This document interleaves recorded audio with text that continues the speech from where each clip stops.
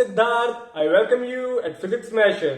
दोस्तों, आज इस वीडियो के अंदर हम लोग फिर एक डेरिवेशन करने जा रहे हैं। इसके अंदर भी जो फॉर्मूला बनेगा वो सेम बनेगा जो मैं लास्ट वीडियो में करके आया हूं। लास्ट वीडियो के अंदर हमने एक कन्वेक्स स्फेरिकल सरफेस लिया था और इस बार भी हम लोग एक कन्वेक्स स्फेरिकल सरफेस लेंगे। लास्ट टाइम हमारे ऑब्जेक्ट जी एक रेयर मीडियम में पड़े थे, इस बार भी रेयर मीडियम में होंगे, लेकिन जो फर्क होगा ना, that will be in the image formation. Last time जो इमेज बनी थी वो हमारी रियल इमेज थी, लेकिन इस बार जो इमेज बनेगी ना, ये एक वर्चुअल इमेज बनेगी। और दोस्तों, सबसे ज्यादा तवज्जो देने वाली बात, सबसे ज्यादा ध्यान देने वाली बात होगी जो मैं एंगल कंसीडर कर रहा हूं। ये सभी एंगल बहुत छोटे होंगे और इनका नोमेनक्लेचर देखना, किस एंगल को मैं अल्फा दे रहा हूं, किसको बीटा दे रहा हूं और किसको गामा दे रहा हूं। लास्ट वीडियो के अंदर जैसे मैंने इंसिडेंट रे और प्रिंसिपल एक्सिस के बीच में एंगल को अल्फा दिया था, इस बार भी अल्फा दूंगा और रिजल्ट भी सेम आएगा। मैंने आपको लास्ट वीडियो में बताया था कि जो फॉर्मूला हमने डिराइव किया है वो एक सदाबहार फॉर्मूला है, और ये सदाबहार तो है, लेकिन किस केस के लिए? अगर हमारा ऑब्जेक्ट एक रेयर मीडियम में पड़ा हो। तो चलिए दोस्तों, आज ये डेरिवेशन भी देख लें। तो चलो दोस्तों, शुरू करते हैं। मान लीजिए कि हमारे पास एक कन्वेक्स स्फेरिकल सरफेस है कुछ इस तरह। इसका जो रिफ्रैक्टिव इंडेक्स है ना, वो है μ2 और ये डेंसर मीडियम है।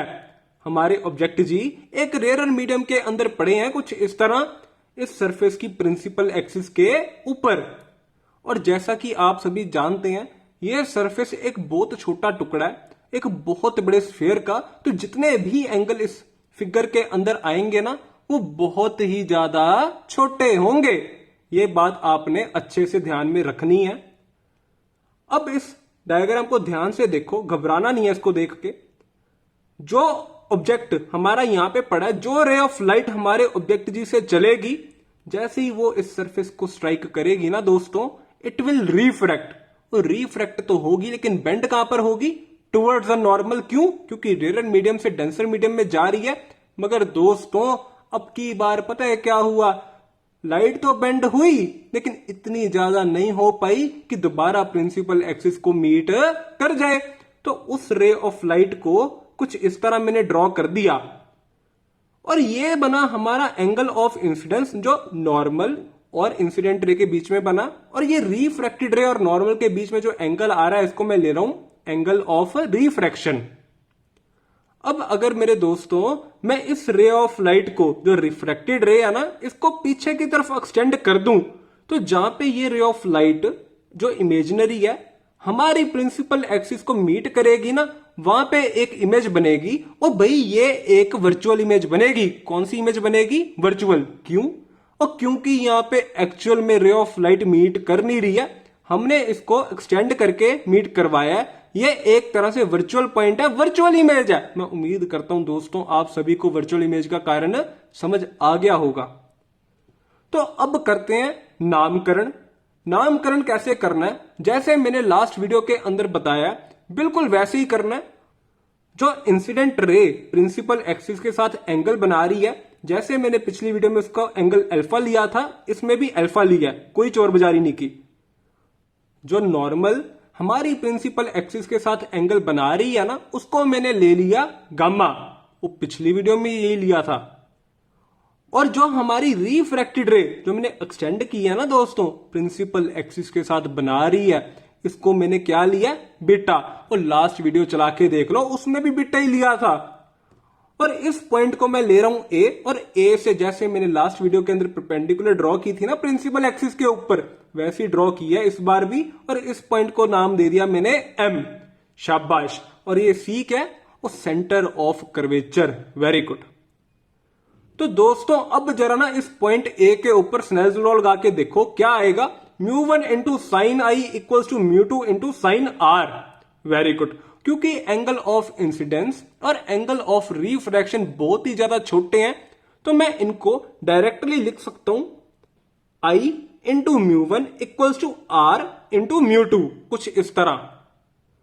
अब दोस्तों जरा ध्यान दो, मैंने लास्ट वीडियो के अंदर भी आपको बताया था, जो ये प्यारा एम पॉइंट है ना, जो मैंने ए से परपेंडिकुलर ड्रॉ की है ना हमारी प्रिंसिपल एक्सिस पे, ये जो m पॉइंट है और डिस्टेंस pm ना बहुत ही ज्यादा छोटा है, इट इज ऑलमोस्ट नेग्लिजिबल।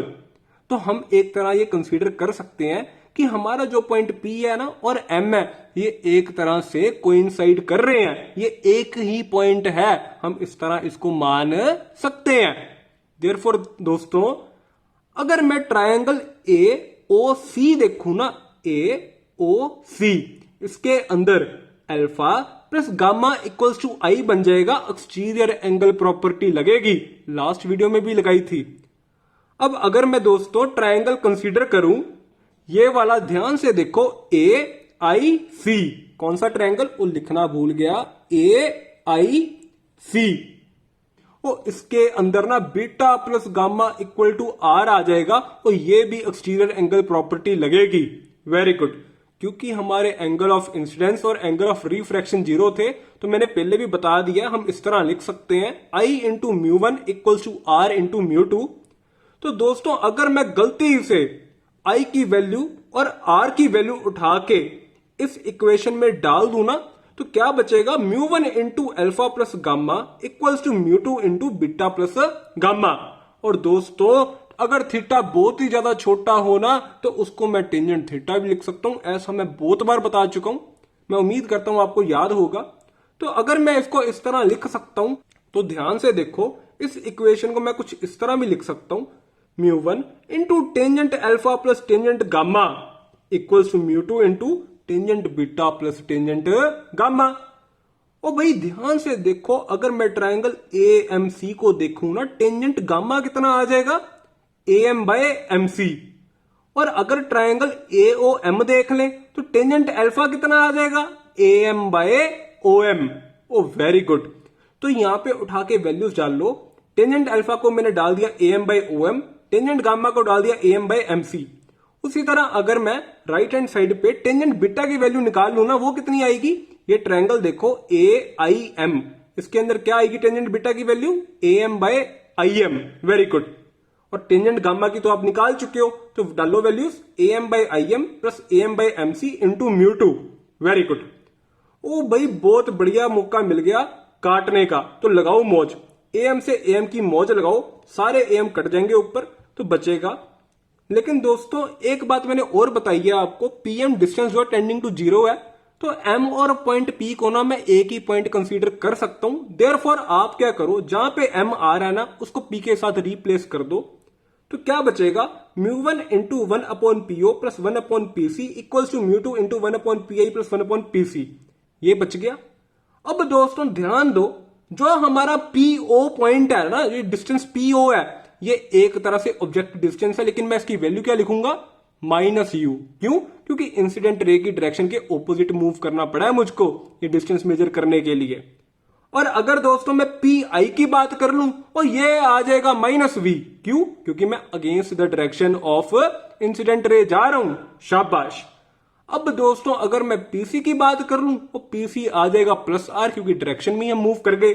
तो अब आपका क्या काम है दोस्तों, आपने क्या करना है, इस इक्वेशन के अंदर PO, PC और PI की वैल्यूज डाल लो, उल्टा पुल्टा करो, हायर लेवल मैथमेटिक्स लगाओ, यह इक्वेशन बचेगी एंड में -μ1/u plus μ2/v equals to μ2 minus μ1/r।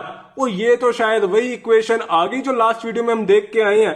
तो आपको बोलना था ना, ये एक सदाबहार फॉर्मूला है, वो सदाबहार फॉर्मूला है, लेकिन याद रखना है ये तभी पॉसिबल है अगर हमारा ऑब्जेक्ट एक रेयर मीडियम के अंदर पड़ा हो। मैं दोस्तों उम्मीद करता हूं कि आप सभी को ये वीडियो समझ आ गई होगी। अगर इसमें आपको कोई भी डाउट है तो प्लीज नीचे दिए कमेंट सेक्शन में जरूर पूछिए, और अगर आपको ये वीडियो अच्छी लगी हो तो प्लीज इसे शेयर कीजिए। Thank you.